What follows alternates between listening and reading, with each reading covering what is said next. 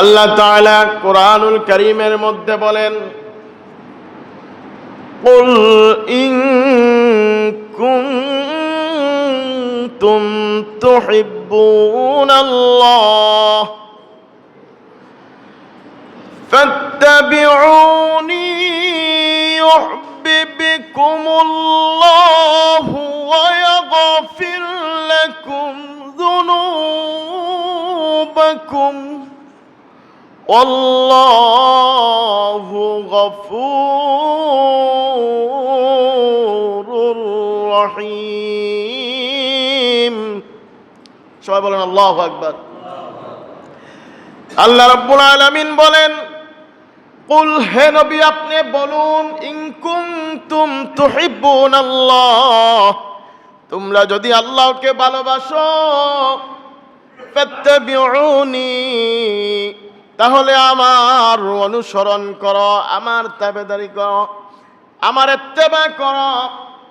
ইউহিব্বুকুমুল্লাহ, তাহলেই আল্লাহ তাআলা তোমাদেরকে ভালোবাসবে। ওয়া ইয়াগফির লাকুম যুনুবাকুম, শুধু তাই নয়, আল্লাহ তাআলাও তোমাদেরকে ভালোবাসার পরে তোমাদের জীবনের গুনাহগুলি আল্লাহ তাআলা ক্ষমা করে দিবে। বলেন সুবহানাল্লাহ। ওয়া ইয়াগফির লাকুম যুনুবাকুম আল্লাহু গফুরুর রহিম। কেননা আল্লাহ তাআলা হচ্ছে পরম দয়ালু এবং ক্ষমাশীল। আল্লাহ ক্ষমাশীল এবং পরম দয়ালু। আল্লাহর ভালোবাসা যদি পেতে হয়, তাহলে রাসূলুল্লাহ সাল্লাল্লাহু আলাইহি ওয়াসাল্লামের অনুসরণ করতে হবে। অনুসরণ না করলে তাহলে আল্লাহর ভালোবাসাও পাওয়া যাবে না, আল্লাহ তাআলাকে ভালোবাসাও যাবে না। কেউ যদি চায় যে আমি আল্লাহকে ভালোবাসবো, তাহলে সেটা কিভাবে বাসতে হবে সেটা রাসূলুল্লাহ সাল্লাল্লাহু আলাইহি ওয়াসাল্লাম তিনি দেখিয়েছেন, তিনি শিক্ষা দিয়েছেন। সেই শিক্ষা অনুযায়ী সেই পথ অনুসরণ করলেই আল্লাহ তাআলার ভালোবাসা অর্জন করা যাবে, আল্লাহ তাআলাকে ভালোবাসা যাবে। আল্লাহ তাআলাকে ভালোবাসলে তারপরে সে তো ঈমানদার। অবশ্যই শুধু আল্লাহকে ভালোবাসলেই ঈমানদার হওয়া যাবে না। বর্তমানে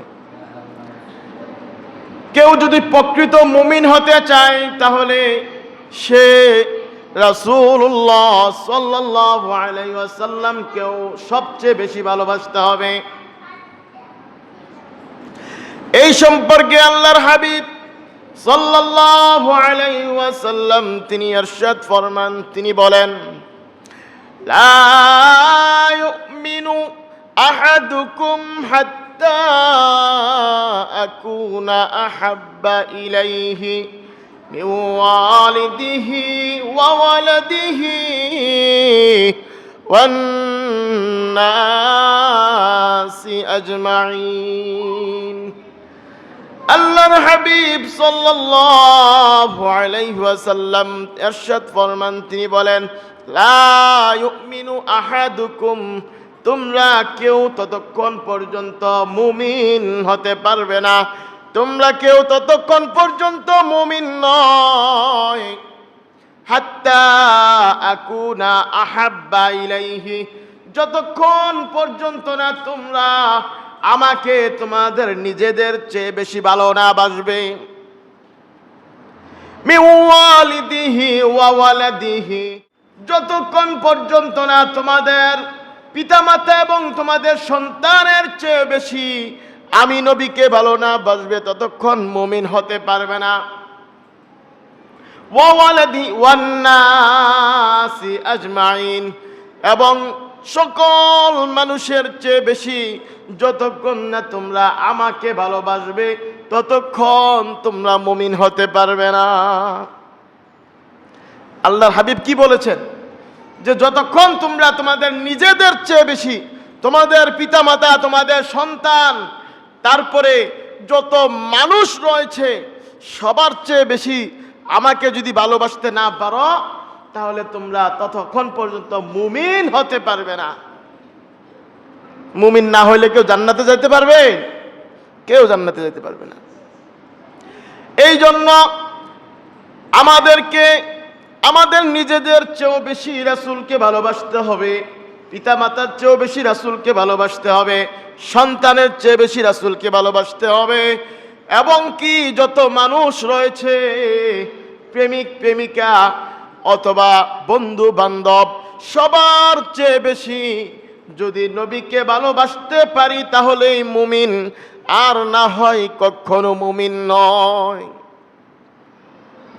রাসূলুল্লাহ সাল্লাল্লাহু আলাইহি সাল্লাম আমাদেরকে জানিয়ে দিয়েছেন মুমিন হওয়ার জন্য আমাদের একটাই মাধ্যম, সেটা হচ্ছে সবার চেয়ে বেশি রাসূলকে ভালোবাসতে হবে। রাসূলুল্লাহ সাল্লাল্লাহু আলাইহি ওয়াসাল্লামকে আমরা কিভাবে ভালোবাসবো এই সম্পর্কে রাসূলুল্লাহ সাল্লাল্লাহু আলাইহি ওয়াসাল্লাম আমাদেরকে জানিয়ে দিচ্ছেন। তিনি বলেন, মান আহাব্বা সুন্নতি ফাকাদ আহাব্বানি, মান আহাব্বানি কানা মাই ফিল জান্নাহ, আও কামা ক্বালান নবী সাল্লাল্লাহু আলাইহি ওয়াসাল্লাম। আল্লাহর হাবিব সাল্লাল্লাহু আলাইহি ওয়াসাল্লাম ইরশাদ ফরমান, তিনি বলেন, মান আহাব্বা সুন্নতি, যারা আমার সুন্নতকে মুহাব্বত করলো, যারা আমার সুন্নতকে ভালোবাসলো, মান আহাব্বা সুন্নতি ফাকাদ আহাব্বানি, তারা আমাকেই ভালোবাসলো। মান আহাব্বানি, যারা আমাকে ভালোবাসলো, কানা মাই ফিল জান্নাহ, তারা আমার সাথেই জান্নাতের মধ্যে থাকবে। বলেন সুবহানাল্লাহ। রাসূলুল্লাহ সাল্লাল্লাহু আলাইহি ওয়াসাল্লাম কি বলেছেন? যে আমার ভালোবাসার জন্য আমার সুন্নতকে ভালোবাসতে হবে, সুন্নতকে ভালোবাসতে হবে। আমার সুন্নতকে যে ভালোবাসলো সে আমাকে প্রকৃত অর্থে ভালোবাসলো, আর যে আমাকে ভালোবাসলো সে আমার সাথে জান্নাতে থাকবে। যার সাথে যার মহাব্বত, যার সাথে যার ভালোবাসা, তার সাথেই তার হাসর হবে। আপনি যদি একজনকে ভালোবাসেন সে আল্লাহর শত্রু, তাহলে আপনি যাকে ভালোবাসেন তার সাথে আপনি জাহান্নামে মানে কিয়ামতের ময়দানে উঠবেন, তার সাথে থাকবেন। আর আপনি যদি রাসূল সাল্লাল্লাহু আলাইহি সাল্লামকে ভালোবাসেন তাহলে আপনি রাসূলুল্লাহ সাল্লাল্লাহু আলাইহি ওয়াসাল্লামের সাথে কিয়ামতের মাঠে থাকবেন, জান্নাতে থাকবেন, পরকালে থাকবেন। যার সাথে যার মহাব্বত, তার সাথে তার হাসর, পরকাল। এই জন্য রাসূলুল্লাহ সাল্লাল্লাহু আলাইহি ওয়াসাল্লামকে সবার চেয়ে বেশি ভালোবাসতে হবে, নিজের জীবনের চেয়ে বেশি। জীবনের চেয়ে বেশি আপন তো আর কিছু নাই, আপন জীবনের চেয়ে বেশি কিছু নাই, ঠিক না? নিজের জীবনের চেয়ে বেশি আপন কোনো কিছু নাই। এই দুনিয়া হচ্ছে ধোঁকার জায়গা। ভালোবাসে একজনে আরেকজনকে, ভালোবাসা বিবাহ করার পরে দেখা যায় আবার আরেকজন হলে পালিয়ে গেছে, আছে না এমন ঘটনা? জীবন দিয়া না অনেকে ভালোবাসা, যার জন্য জীবন দিছে সে দেখা যায় আরো 10 জনের লোকে চলে, আরো 10 জনকে ভালোবাসে। এই দুনিয়া হচ্ছে ধোঁকার জায়গা, ধোঁকার জায়গা। এখানে প্রকৃত কোনো কিছু নাই, এখানে প্রকৃত সুখ নাই। দুনিয়ার মধ্যে প্রকৃত সুখ নাই, যেমন দুনিয়ার মধ্যে প্রকৃত দুঃখও নাই। মানে কষ্ট, কঠিন কষ্ট দুনিয়াতে নাই, আবার কঠিন সুখ দুনিয়াতেও নাই। বেশি সুখ, যেটা বেশি সুখ পাওয়ার জন্য জান্নাতে যাইতে হবে, আবার বেশি কষ্ট পাওয়ার জন্য জাহান্নামে যাইতে হবে। এই দুনিয়া হচ্ছে ধোঁকার জায়গা, একটু মরিচিকা, খেলনা, এটা ভেঙে যাবে, যত কিছু আছে। তো এই জন্য রাসূলুল্লাহ সাল্লাল্লাহু আলাইহি সাল্লামের ভালোবাসা ছাড়া আমাদের কোনো উপায় নাই। রাসূলুল্লাহ সাল্লাল্লাহু আলাইহি ওয়াসাল্লাম বলেন যে কুল্লু উম্মতি ইয়াদখুলুনাল জান্নাতা ইল্লা মান আবা, কিলা মান আবা, ক্বালা মান আতানি দাখালাল জান্নাহ ওয়া মান আসানি ফাকাদ আবা। রাসূলুল্লাহ সাল্লাল্লাহু আলাইহি ওয়াসাল্লাম বলেন যে আমার সকল উম্মত জান্নাতে যাবে, কুল্লু উম্মতি ইয়াদখুলুনাল জান্নাহ, আমার সব উম্মতই জান্নাতের মধ্যে প্রবেশ করবে, ইল্লা মান আবা, শুধু তারাই ব্যতীত। সাহাবায়ে কেরামরা বললেন যে ইল্লা মান আবা, হে আল্লাহর হাবিব, কারা ব্যতীত? ক্বালা মান আতাআনি দাখালাল জান্নাহ, রাসূলুল্লাহ সাল্লাল্লাহু আলাইহি ওয়াসাল্লাম বলেন, মান আতাআনি, যারা আমার অনুসরণ করলো, দাখালাল জান্নাহ, তারা জান্নাতে যাবে। ওমান আসানি ফাকাদ আবা, আর যারা আমার অমান্য করলো, অনুসরণ করলো না, অমান্য করলো, তারা জাহান্নামে, তারা জান্নাতে যাবে না, তারা জান্নাতে যাবে না, তারা ব্যতীত। অনুসরণ না করেন, যারা অনুসরণ করে নাই তারা ব্যতীত, যারা অনুসরণ করছে তারা জান্নাতে চলে যাবে। এজন্য রাসূলুল্লাহ সাল্লাল্লাহু আলাইহি ওয়াসাল্লাম অনুসরণ করতে হবে কিনা? হ্যাঁ, অনেকে অনুসরণ করে কার? ল্যাংটার অনুসরণ করে। ল্যাংটার অনুসরণ কইরা একেবারে ল্যাংটা হইয়া ঘুরে। আছে না এমন? অনুসরণ আপনি কার করতেছে? আপনি অনুসরণ করবেন একমাত্র আল্লাহর রাসূলের। আল্লাহ তাআলা এই বিষয় বলেন যে উল আতিউল্লাহ ওয়া আতিউর রাসূল, যে আল্লাহর এবং আল্লাহর রাসূলের অনুসরণ করো। আল্লাহর অনুসরণ আমরা কিভাবে করব? সেটা রাসূলুল্লাহ সাল্লাল্লাহু আলাইহি ওয়াসাল্লাম যেভাবে দেখাইছে সেইভাবে। আরেক আয়াতের মধ্যে বলেন যে আতিউল্লাহ ওয়া আতিউর রাসূল ওয়া উলিল আমরি মিনকুম, আল্লাহর অনুসরণ করো এবং আল্লাহর রাসূলের অনুসরণ করো। তারপরে উলিল আমরি মিনকুম, যে তোমাদের মধ্যে যারা এই উলিল আমর, উলিল আমর হচ্ছে যারা খলিফা, যারা রাষ্ট্র প্রধান, যারা মানে আলেম, সর্বোচ্চ পর্যায়ের আলেম যারা। আর এই আলেমরা তারা যদি বলে যে আজকে জিহাদ ফরজ, তাহলে এটা জিহাদ ফরজ। তবে জিহাদরা কোরআন এবং সুন্নাহ অনুযায়ী, মানে আল্লাহ এবং আল্লাহ রাসূলের হুকুম অনুযায়ী যদি হয় ফরজ, তখন। আর না হয় না, মানে আল্লাহ এবং আল্লাহ রাসূলের মোতাবেক কোনো উলিল আমররা যদি আপনাকে পরামর্শ দেয়, সেটা মানতে হবে, সেটাও মানা দায়িত্ব আমাদের।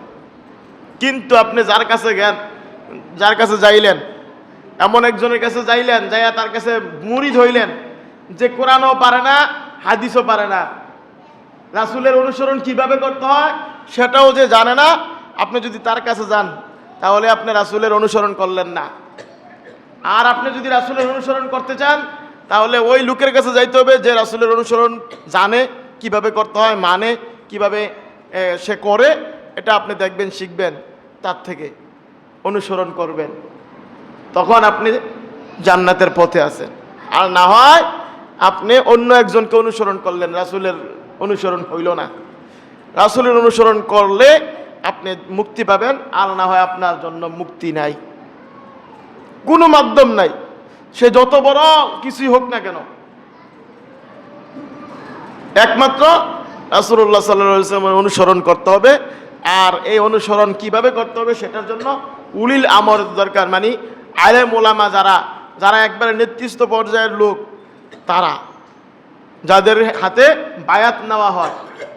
ইসলামের নিয়মের মধ্যে একটা হচ্ছে খলিফা নির্ধারণ থাকতে হবে, খলিফা থাকতে হবে একজন, সারা বিশ্বের খলিফা, একজন লিডার থাকবে, লিডার, তার কাছে মানুষ বায়াত নিবে, সে বলবে যে আজকে যুদ্ধ ফরজ, এই কাজ করো, এই কাজ করো না, সেও কিছু বলবে, সেটা হচ্ছে উলিল আমর, সেটা মানাও ফরজ।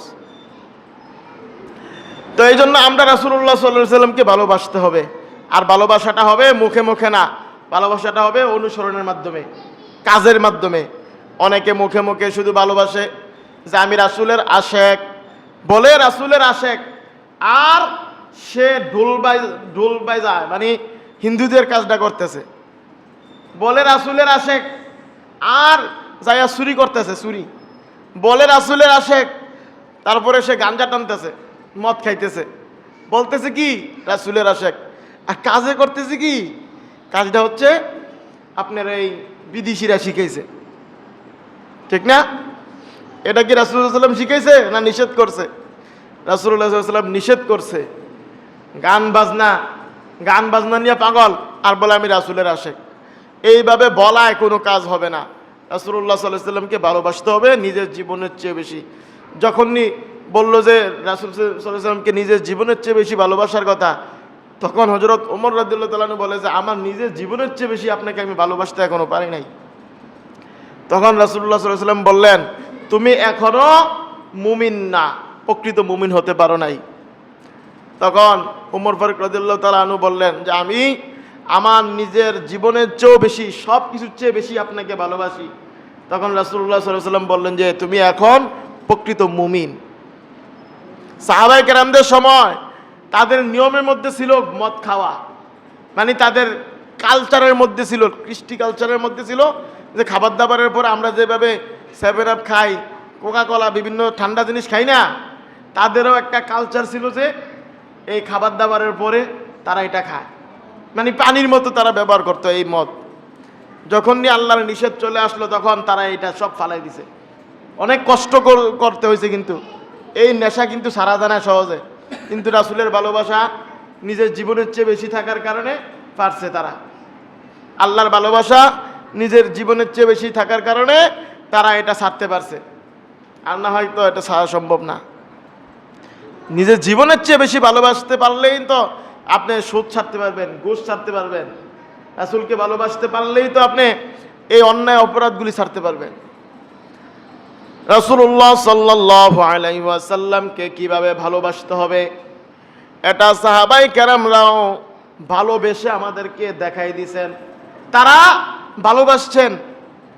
দেখা গেছে যে জিহাদের ময়দানে, উহুদের ময়দানে রাসূলুল্লাহ সাল্লাল্লাহু আলাইহি ওয়াসাল্লামের কাফেররা ঘিরে ফেলেছে হত্যা করার জন্য। সাহাবায়ে কেরামরা তারা সামনে যাইয়া এভাবে হাত বাড়ায় দিয়া নিজের বুকের মধ্যে তীরগুলা নিছে, তরবারির আঘাত, বর্ষার আঘাত নিজের বুকের মধ্যে নিছে সাহাবায়ে কেরামরা। তারা রাসূলুল্লাহ সাল্লাল্লাহু আলাইহি ওয়াসাল্লামকে বাঁচাইছেন। অনেকে এইভাবে পিঠ দিয়ে রাখছেন, অনেকে পেট দিয়ে রাখছেন, বুক দিয়ে রাখছেন। দেখা গেছে যে অনেকের 70টা তীরের আঘাত, কম বেশ অনেক আঘাত আর আঘাত, কিন্তু রাসূলুল্লাহ সাল্লাল্লাহু আলাইহি ওয়াসাল্লামকে রক্ষা করার জন্য। তারপরেও একটা বর্ষার আঘাত যে রাসূলুল্লাহ সাল্লাল্লাহু আলাইহি ওয়াসাল্লামের মুখের মধ্যে যায় বেঁধে যায়, একটা দাঁত মোবারক শহীদ হয়ে যায়। সাহাবায়ে কেরামরা রক্ষা করছেন। তারা কিভাবে? নিজের জীবন দিয়ে কাজে দেখাই দিছে কিভাবে জীবনের চেয়ে বেশি ভালোবাসতে হয়। হযরত আবু বকর রাদিয়াল্লাহু তাআলা আনহু তিনি রাসূলুল্লাহ সাল্লাল্লাহু আলাইহি ওয়াসাল্লামকে ভালোবাসার প্রমাণ দিতে গিয়ে অনেক কষ্ট সহ্য করেছেন। রাসূলুল্লাহ সাল্লাল্লাহু আলাইহি ওয়াসাল্লাম যখন মক্কাবাসীর নির্যাতনের অনেক বেশি যখন গুরুতর অবস্থা হয়ে গেল, তখন তিনি হিজরত করে আল্লাহর হুকুমে মক্কা ছেড়ে মদিনায় চলে গেলেন। মক্কা ছেড়ে মদিনায় যখন চলে যাবেন তখন হযরত আবু বকর রাদিয়াল্লাহু তাআলা আনহুকে সঙ্গে করে তিনি নিয়ে যান। রাত্রবেলা আবু বকর রাদিয়াল্লাহু তাআলা আনহুর দরজার কাছে গিয়ে ডাক দিলেন, সাথে সাথে আবু বকর রাদিয়াল্লাহু তাআলা আনহু উঠে গেলেন। তিনি রাসূলুল্লাহ সাল্লাল্লাহু আলাইহি ওয়াসাল্লামকে নিয়ে রওনা দিলেন। যাওয়ার পথে একবার তিনি পিছনে চলে আসেন, একবার সামনে চলে যান, একবার ডান দিকে চলে যান, একবার বাম দিকে চলে যান। এইভাবে তিনি রাসূলুল্লাহ সাল্লাল্লাহু আলাইহি ওয়াসাল্লামের চতুর্দিকে তিনি চলতেছেন। রাসূলুল্লাহ সাল্লাল্লাহু আলাইহি ওয়াসাল্লাম বলে, ও আবু বকর, তুমি এইভাবে একবার ডান দিকে, একবার বাম দিকে, একবার সামনে, একবার পিছনে চলে যাও। কারণ কি? হযরত আবু বকর রাদিয়াল্লাহু তাআলা আনহু বলে, ওগো আল্লাহর হাবিব, আমার মনে হয় পিছন দিক থেকে কোনো কাফের আপনাকে আঘাত করতেছে। কোনো কাফের যদি আপনাকে তীর মারে, এই তীর যদি আপনার গায়ে পড়ে আমি সহ্য করব না, এটা যেন আমার গায়ে পড়ে, এই জন্য আমি পিছনের দিকে চলে যাই। আমার মনে হয় ডান দিক থেকে আপনাকে কোনো কাফের আক্রমণ করতে পারে, আমি বাম দিকে চলে যাই। আবার সামনে চলে যায়, মনে হয় সামনে থেকে কেউ আপনাকে আক্রমণ করবে, আবার বাম দিকে চলে যায়, এমন মনে হয় যে আপনাকে এই বাম দিক থেকে আঘাত করতেছে, কেউ আপনাকে তীর মারছে এমন মনে হয়। রাসূলুল্লাহ সাল্লাল্লাহু আলাইহি ওয়াসাল্লাম বলেন, লা তাহজান ইন্নাল্লাহ মা'ানা, চিন্তা করো না, আমাদের সাথে আল্লাহ আছে। এইভাবে তিনি চলে যান। যাওয়ার পরে অনেক উঁচু পাহাড়ের মধ্যে হেরা গোয়া, অনেক উঁচু পাহাড়ের মধ্যে রাসূলুল্লাহ সাল্লাল্লাহু আলাইহি সাল্লাম একটা গর্তের মধ্যে তিনি অবস্থান করবেন। হযরত আবু বকর রাদিয়াল্লাহু তাআলা আনহু রাসূলুল্লাহ সাল্লাল্লাহু আলাইহি ওয়াসাল্লামকে নিয়ে সেই উঁচু পাহাড়ে উঠলেন। ওনাকে পিঠে করে নিয়ে উঠলেন। বিশাল বড় উঁচু পাহাড়, যেটা এমনিতেই তো অনেক দূরের পথ আসলেন, সেখানে আসতে আসতেই তো ক্লান্ত। আসার পরে রাসূলুল্লাহ সাল্লাল্লাহু আলাইহি সাল্লামকে বলে যে, আল্লাহর হাবিব, আপনি একটু বাইরে অবস্থান করেন, গর্তের মধ্যে যদি কোনো সাপ বিচ্ছু থাকে আমি আগে যাই, সেটা ঠিক করি, দেখে আসি। তিনি যাইয়া দেখেন যে এই গর্তের মধ্যে অনেকগুলা গর্ত, সাপের গর্তের মতো। তো তিনি ওনার যে নিজের যেই রুমাল ছিল, কাপড় ছিল, এই কাপড় ছিঁড়া টুকটা করে এই গর্তগুলা বন্ধ করলেন। গর্তগুলা বন্ধ করার পরে আর একটা গর্ত রয়েছে, সেটা বন্ধ করার মতো কোনো কাপড় নাই। তখন রাসূলুল্লাহ সাল্লাল্লাহু আলাইহি সাল্লামকে বললেন যে, আল্লাহর হাবিব, আপনি এবার চলে আসেন, এখানে পরিবেশ ঠিক আছে, আপনি আসেন এবার। রাসূলুল্লাহ সাল্লাল্লাহু আলাইহি ওয়াসাল্লাম গর্তের মধ্যে অবস্থান করলেন। যাওয়ার পরে তিনি সাথে সাথে ঘুমিয়ে গেলেন, বিশ্রাম নিলেন। বিশ্রাম নেওয়ার সাথে সাথেই তিনি ঘুম চলে আসলো, ঘুমিয়ে গেলেন। আবু বকর রাদিয়াল্লাহু তাআলা আনহু ওনার পাও দিয়ে একটা যে গর্ত রয়েছে সেটা বন্ধ করে রাখলেন, আর সাপ ওনার পায়ের মধ্যে সুপুর মেরে দিল। আবু বকর রাদিয়াল্লাহু তাআলা আনহুর পায়ে যখন সাপ সুপুর মারলো, তখন আবু বকর রাদিয়াল্লাহু তাআলা আনহুর শরীর বিষে একেবারে কাতর হয়ে গেল। আবু বকর রাদিয়াল্লাহু তাআলা আনহু তিনি কোনো চিৎকার করেন না, কোনো আওয়াজ করেন না, যেন রাসূলুল্লাহ সাল্লাল্লাহু আলাইহি ওয়াসাল্লামের ঘুম ডিস্টার্ব না হয়। কিন্তু বিষের যন্ত্রণায় ওনার শরীর একেবারে সারা শরীর বিষাক্ত হয়ে গেল, চোখ দিয়ে পানি পড়ে গেল। চোখ দিয়ে যখন পানি পড়লো, রাসূলুল্লাহ সাল্লাল্লাহু আলাইহি ওয়াসাল্লামের দেহের মধ্যে, চেহারার মধ্যে এই পানিটা পড়লো। পড়ার পরে রাসূলুল্লাহ সাল্লাল্লাহু আলাইহি ওয়াসাল্লাম সজাগ হয়ে গেলেন, দেখেন যে আবু বকরের মুখ লাল হয়ে গেছে, চোখ দিয়ে পানি। বলে যে, আবু বকর, তুমি কান্না করতেছো কেন? আবু বকর রাদিয়াল্লাহু তাআলা বলে যে, আল্লাহর হাবিব, সম্ভবত সাপে আমাকে ঠুর দিয়েছে, সেজন্য আমার সারা শরীর বিষাক্ত হয়ে গেছে। আল্লাহর হাবিব সাল্লাল্লাহু আলাইহি ওয়াসাল্লাম বলে যে, তোমার পাওটা এদিকে দাও। সেখানে ওনার থুতু মুবারক লাগাই দিলেন, সাথে সাথে বিষ শেষ হয়ে গেল। রাসূলুল্লাহ সাল্লাল্লাহু আলাইহি ওয়াসাল্লামের থুতু মুবারক লাগানোর সাথে সাথে বিষ চলে গেল। সেই যে সাপটা ঠুর দিল, সেটাকে আল্লাহর হাবিব ডাকলেন যে সাপ, যে কেন ঠুর দিলা? বলে যে, আল্লাহর হাবিব, সাপ এবার কথা বলতেছে রাসূলুল্লাহ সাল্লাল্লাহু আলাইহি ওয়াসাল্লামের সাথে। বলে যে, আল্লাহর হাবিব, 100 বছর পূর্বে আমি জেনেছিলাম, আসমানি কিতাব থেকে জেনেছি যে এই জায়গা দিয়ে রাসূলুল্লাহ সাল্লাল্লাহু আলাইহি ওয়াসাল্লাম যাইবে আর এখানে অবস্থান করবে। আমি আপনাকে দেখার জন্য সেখানে আমি অবস্থান করছি। খাবার খাইছি অনেক সময়, খাই নাই অনেক সময়। এখানে আমি এতদিন ধরে অবস্থান করতেছি, আর বিভিন্ন জায়গা আমি দরজা রাখছি যেন আপনাকে দেখার জন্য সুবিধা হয়। তো রাসূলুল্লাহ সাল্লাল্লাহু আলাইহি ওয়াসাল্লাম তিনি তো সকল কিছুর নবী। আল্লাহ তাআলা বলেন যে, ওমা আরসালনাকা ইল্লা রাহমাতাল লিল আলামিন, সকল বিশ্ব জগৎ সহ যত জগৎ রয়েছে সব কিছুর জন্য হচ্ছে আল্লাহর হাবিব হচ্ছে রহমত স্বরূপ। তিনি হচ্ছেন সবার নবী, সব কিছুর নবী।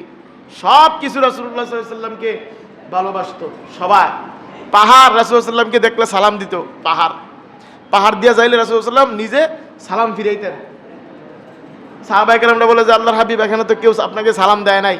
বলে যে, পাহাড় আমাকে সালাম দিছে, পাহাড় আমাকে ভালোবাসে, হরিণ ভালোবাসে রাসূলুল্লাহ সাল্লাল্লাহু আলাইহি ওয়াসাল্লামকে, গাছ ভালোবাসে, সব কিছু, আকাশ বাতাস পানি যা আছে সব কিছু রাসূলুল্লাহ সাল্লাল্লাহু আলাইহি ওয়াসাল্লামকে ভালোবাসে।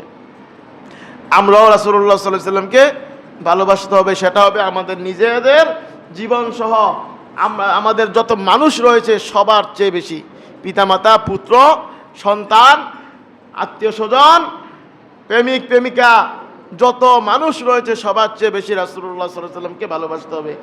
কেন বাসবেন না? পিতামাতা আমরা ভালোবাসি, পিতামাতা ভালোবাসার পরেও দেখা যায় যে সন্তানকে বদদুয়া করতেছে কোনো একটা ভুল হয়ে গেলে। আল্লাহর হাবিব সাল্লাল্লাহু আলাইহি ওয়াসাল্লামকে কষ্টের পর কষ্ট দিয়েছে, সাহাবায়ে কেরামরাও ছিল, কাফেররা অনেক কষ্ট দিয়েছে আল্লাহর হাবিবকে, তিনি কখনো বদদুয়া করেন নাই, তিনি কখনো বদদুয়া করেন নাই। কত কষ্ট দিয়েছে এগুলো যদি শুনেন অনেক সময় লাগবে। তায়েফের ময়দানে 3 বার বেহুশ করে ফেলেছে, সারা শরীর রক্তাক্ত করেছে। এই হযরত জিবরাইল আলাইহিস সালাম আয়েশা বলে যে আল্লাহর হাবিব একটু বলেন আপনি, তাদেরকে একেবারে পাহাড় সহ ডসিয়ে দেব, তাদেরকে একেবারে পাহাড়ের নিচে ডুবাই দেব। আল্লাহর হাবিব বলে যে না, তারা একদিন আমাকে বুঝবে। মানে তিনি বদদুয়া করেন নাই, শুধু বদদুয়া করছে, 1 মাস বদদুয়া করেছিল। কিছু এই যে বীরে মাউনা নামক একটা ঘটনা, যে 70 জন সাহাবী যারা কোরআনের হাফেজ ছিল, যারা এই আলেম ছিল, এই তাদেরকে হত্যা করেছিল অন্যায়ভাবে। এই হত্যাকাণ্ডের পরে রাসূলুল্লাহ সাল্লাল্লাহু আলাইহি ওয়াসাল্লাম তাদের বিরুদ্ধে বদদুয়া করেছিলেন 1 মাস। অর্থাৎ যারানি কোনো একটা মুসলমান জাতির উপরে অত্যাচার করে তাদের বিরুদ্ধে বদদুয়া করা, এটা কিন্তু সুন্নত। যেমন বর্তমানে ইসরায়েলের লোকেরা ফিলিস্তিনের লোকদের উপরে অনেক অত্যাচার করতেছে অন্যায়ভাবে, তাদের ইসরায়েলের বিরুদ্ধেও আমাদের দায়িত্ব হচ্ছে বদদুয়া করা। আর জিহাদ তো ফরজই। আর রাসূলুল্লাহ সাল্লাল্লাহু আলাইহি ওয়াসাল্লাম তিনি কখনো বদদুয়া করেন নাই, এই শুধু এরকম জালেমদের ছাড়া, এরকম জালেম সম্প্রদায়ের বিরুদ্ধে তিনি বদদুয়া করেছেন। এছাড়া কোনো উম্মত, কোনো মুসলমানের জন্য, কোনো কাফেরের জন্য, কারোর জন্য তিনি বদদুয়া করেন নাই। দেখা যায় মা বাবা ঠিকই বদদুয়া করে, একটু কিছু হইলে বদদুয়া করে দেয়। এই বিষয়ে রাসূলুল্লাহ সাল্লাল্লাহু আলাইহি ওয়াসাল্লাম নিষেধ করেছে যে তোমরা তোমাদের নিজেদের এবং তোমাদের সন্তানদের এবং তোমাদের সম্পদের বিরুদ্ধে বদদুয়া করবা না। আল্লাহ তাআলা যেন আমাদের সবাইকে সঠিক বুঝ দান করে, সবাই বলি আমিন।